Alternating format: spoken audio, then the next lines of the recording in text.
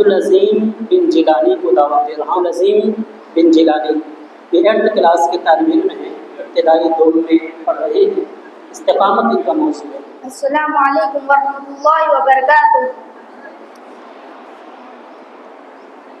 الحمدللہ رب العالمین والصلاة والسلام علی اشرف الانبیاء والمرسلین، اما بعد فاعوذ باللہ من الشیطان الرجیم، بسم اللہ الرحمن الرحیم۔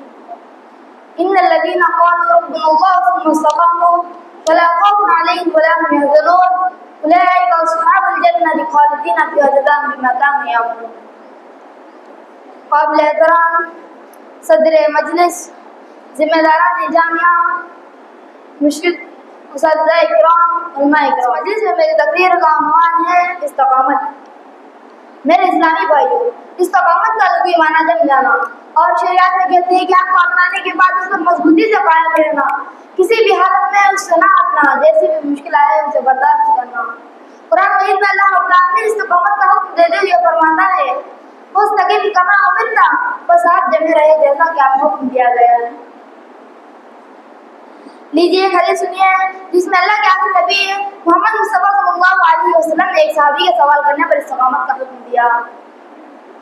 سفیان بن عبداللہ رضی اللہ عنہ بیان کرتے ہیں کہ میں نے کہا کہ اللہ کے رسول، اسلام سے متعلق مجھے ایک ایسی بات بتا دیجیے پھر میں اس کو آپ کے بعد کسی سے نہ پوچھوں۔ تو آپ صلی اللہ علیہ وسلم نے فرمایا قل آمنت باللہ ثم استقیم، کہہ دو کہ میں اللہ پر ایمان لایا پھر استقامت اختیار کر۔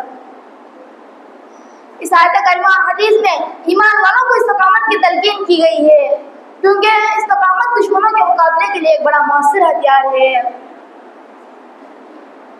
معزز حضرات، آئے دیکھیں کہ نبی کریم صلی اللہ علیہ وسلم اور صحابہ اکرام رضی اللہ عنہ کو کفار مشرکین نے کیسی کیسی تکلیفیں پہنچائی ہے، پھر بھی صبر و استقامت کا دامن انہوں نے نہیں چھوڑا۔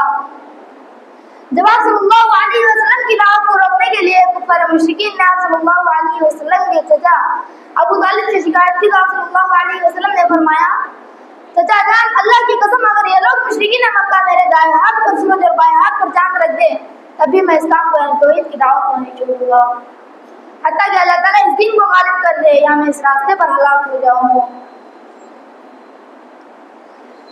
ایک شاعر نے نبی کریم صلی اللہ علیہ وسلم کے قول کی گہری خوب ترجمانی کی ہے، میرے ہاتھوں پر لا کر چاند سورج بھی اگر رکھ دو، میرے قدموں تلے روئے زمین کا مال و زر رکھ دو، خدا کے کام سے میں باز ہرگز آ نہیں سکتا، یہ بت جھوٹے ہیں جھوٹوں کو میں سچا کہہ نہیں سکتا۔ حضرت مصعب بن عمر رضی اللہ عنہ نے جب اسلام قبول کیا تو ان کی ماں نے ان کا دانا پانی بند کر کے گھر سے نکال دیا، مگر انہوں نے حق کو نہیں چھوڑا۔ حضرت عمار بن یاسر رضی اللہ عنہ اور ان کے والدین نے جب اسلام قبول کیا تو ان پر قیامت ٹوٹ پڑی، مگر وہ حق پر ڈٹے رہے، یہاں تک کہ حضرت عمار رضی اللہ عنہ کے والد یاسر رضی اللہ عنہ ظلم کی اطاعت نہ لا کر وفات پا گئے، اور ان کی ماں حضرت سمیہ رضی اللہ عنہ کی شرمگاہ میں ابو جہل نے حضرت عمار کو شہید کر دیا۔ حضرت بلال رضی اللہ عنہ غلام تھے، ان کا مالک انہیں دوپہر سخت گرمی میں مکے کے پتھریلے کنگروں پر لیٹا دیتا اور سینے پر بھاری پتھر رکھوا دیتا، مگر ان کی زبان سے یہی الفاظ آتے احد احد یعنی اللہ ایک ہے، اللہ ایک ہے۔ حضرت عثمان رضی اللہ عنہ کا چچا انہیں کھجور کی چٹائی میں لپیٹ کر دعا دیتا، مگر وہ صبر و استقامت سے کام لیتے رہے اور حق پر جمے رہے۔ چنانچہ ایک شاعر ان کا نقشہ کھینچتے ہوئے کہتا ہے زمین و آسمان جب دھوپ کی گرمی میں تپتے تھے، غضب کی دل لگی تھی ریت پر مسلم دھڑکتے تھے، نشانی سجدہ توحید تھا جن کی جبینوں پر، ٹھہرے رہتے تھے پارو سخت پتھر ان کے سینوں پر۔ معزز سامعین، گویا ہر قبیلہ اپنا قبیلے کے مسلمان ہونے والے افراد کو طرح طرح کی تکلیفیں دے رہا تھا، اور جن کا کوئی قبیلہ نہ تھا ان پر اوباشوں اور سرداروں نے ایسے ظلم و ستم جاری رکھے جسے سن کر پتھر دل انسان بھی کانپ جاتا، مگر ان لوگوں نے صبر استقامت کی چٹان بن کر جنت حاصل کر لی۔ میرے بھائیوں، آج اس زبان سے استقامت کا دعویٰ کرنے پر جنت نصیب نہیں ہو سکتی، بلکہ استقامت کا مظاہرہ کرنے کے بعد ہی جنت نصیب ہوگی، جیسا کہ اللہ تعالیٰ فرماتا ہے ان الذین قالوا ربنا اللہ ثم استقاموا فلا خوف علیہم ولا هم يحزنون اولئک اصحاب الجنة خالدین فیہا جزاء بما كانوا یعملون۔